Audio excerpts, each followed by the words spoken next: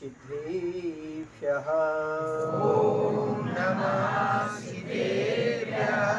नमः श्रीवर्धमानाय निर्धूतकलिलात्मने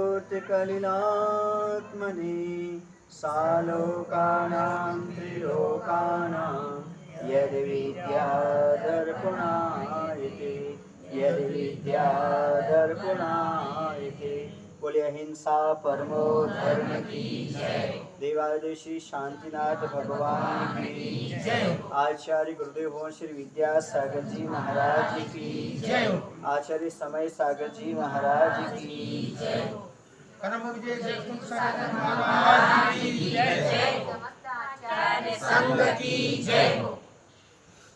यदि जीवन में व्यक्ति को कुछ उपलब्धि प्राप्त करना हो तो बहुत सारे उपायों से अपनी उपलब्धि प्राप्त करना चाहता है और जीवन को सुंदर आकार देना चाहता है। लेकिन कुछ ऐसे कार्य होते हैं जिनमें कोई विशेष पुरुषार्थ नहीं करना पड़ता, विशेष मेहनत नहीं करना पड़ती, विशेष हार्ड वर्क नहीं करना पड़ता है, फिर भी वह अपने जीवन में बहुत कुछ उपलब्ध कर सकता है।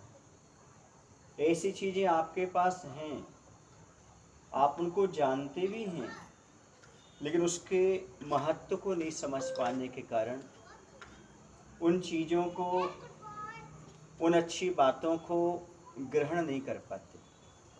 वो दो बहुत अच्छी बातें हैं जो हमें जीवन में बहुत कुछ उपलब्ध करा सकती। पहली बात तो ये है, जब कहीं नगर में या आसपास धार्मिक अनुष्ठान हो रहा, चाहे पंचकलणक हो, चाहे वेदी प्रतिष्ठा हो, चाहे विधान हो, चाहे साधु का आगमन हो, चाहे साधु के सानिध्य में चातुर्मास स्थापना या अन्य कार्यक्रम हो रही हों, उस समय आप लोग यदि बिना बुलाए वहाँ पर पहुँच जाते। सबसे बड़ी विशेषता है धार्मिक कार्यों में बिना बुलाए पहुँच जाना। यदि आप बिना बुलाए धार्मिक कार्यों में पहुँचते हैं तो आपके जीवन की बहुत बड़ी उपलब्धि है। और दूसरी उपलब्धि है अपने जीवन की, यदि किसी के घर में दुख का प्रसंग आया है, किसी के परिवार में दुख आया है, किसी व्यक्ति के पास दुख आया है, उसके यहाँ यदि आप बिना बुलाए जाते हैं, समझो ये भी आपके जीवन की दूसरी बहुत बड़ी उपलब्धि हो। ये बात तो आपको समझ में आ गई होगी कि धार्मिक कार्य कहीं भी हो, हमें बिना आमंत्रण के, निमंत्रण के पहुंचना चाहिए, क्योंकि धर्म हमारा है और धार्मिक कार्यक्रम हो रहा है तो कार्यक्रम हमारा है। और धर्म के कार्यक्रम में हम जाएंगे तो हम समाज पर एहसान नहीं करेंगे, हम किसी का उपकार नहीं करेंगे, बल्कि हम अपने कल्याण का रास्ता प्रशस्त करेंगे। उसके माध्यम से हमारा ही कल्याण का मार्ग खुलने वाला है, हमारा ही पुण्य का संचय होने वाला है, आगे चल कर के सद्बुद्धि आने वाली है और परभव में सद्गति की प्राप्ति होने वाली है। जो व्यक्ति बिना किसी के अंदेशे से, बिना किसी के समाचार दिए हुए, बिना किसी के आमंत्रण के स्वतः ही धार्मिक अनुष्ठान में पहुंच जाता है, क्योंकि यह धार्मिक कार्य है। और धार्मिक कार्य किसका होता है? जो धर्म का पालन करे से उसका होता है। बोलो, जैन धर्म किसका? जो पाले से उसका, जो माने से उसका। धर्म किसी का नहीं होता, जो धर्म का पालन करता है, जो धर्म को स्वीकार कर लेता है, धर्म उसी का होता है। इसलिए आप प्रतीक्षा मत करिएगा कि सामने वाला ये कार्यक्रम हो रहा है, हमें आमंत्रित करेगा, हमें बुलाएगा, तब हम वहाँ पर जाएंगे।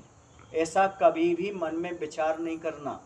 यदि धार्मिक अनुष्ठान चाहे गांव में हो रहा हो, चाहे आपके विरोधी लोग कर रहे हों, चाहे आपसे जिनके विचार नहीं मिलते वो व्यक्ति कर रहे हों, लेकिन बस धार्मिक कार्य होना चाहिए। धार्मिक कार्य है तो बुलाएं या ना बुलाएं, आपको वहाँ पर जाने की अनिवार्यता है। सामने वाला क्या सोचेगा ये नहीं देखो, हमें क्या करना ये सोचो। क्यों? क्योंकि हमें धर्म करना है, तो जहाँ भी धर्म की बात मिलती है वहाँ पर हमें पहुँचना बहुत जरूरी है। दूसरी बात है, दुख के प्रसंग में पहुँचना बहुत जरूरी है।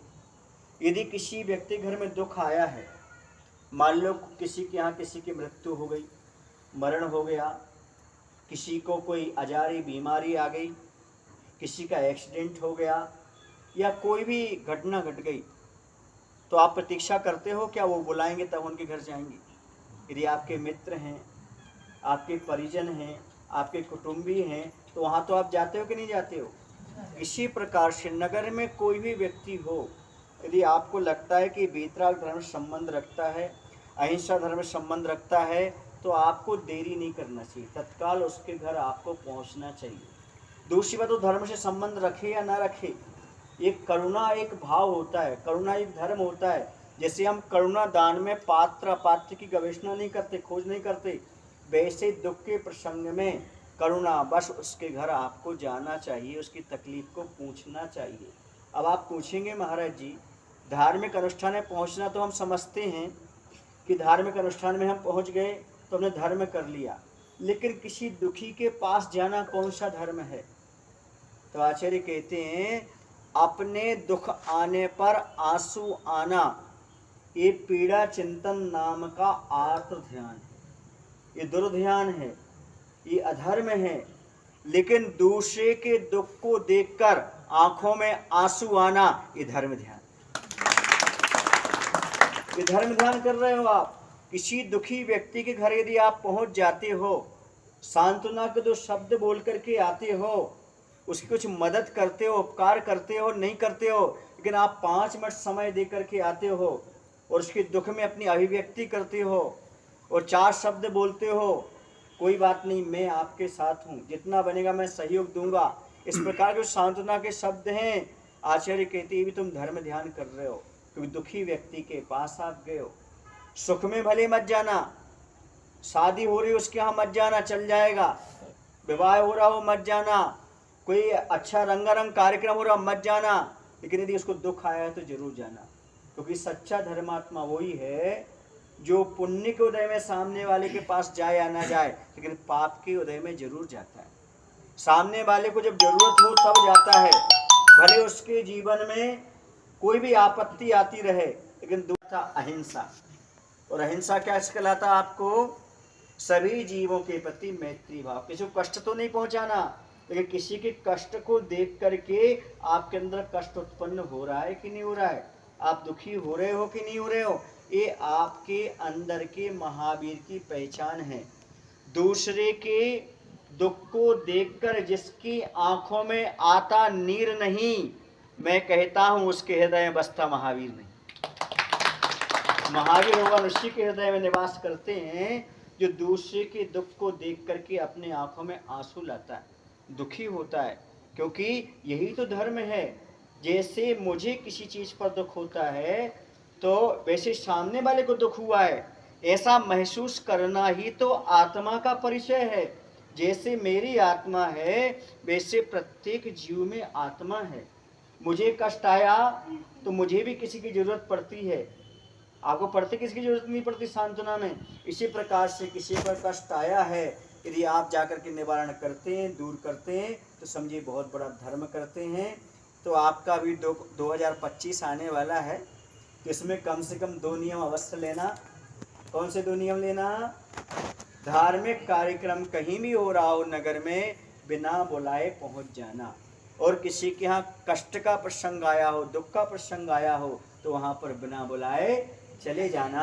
आपका जीवन बहुत उन्नत बन जाएगा, आप धर्मात्मा बन जाएंगे और आपके जीवन में 4 चांद लग जाएंगे और आपका 2025 सार्थक हो जाएगा।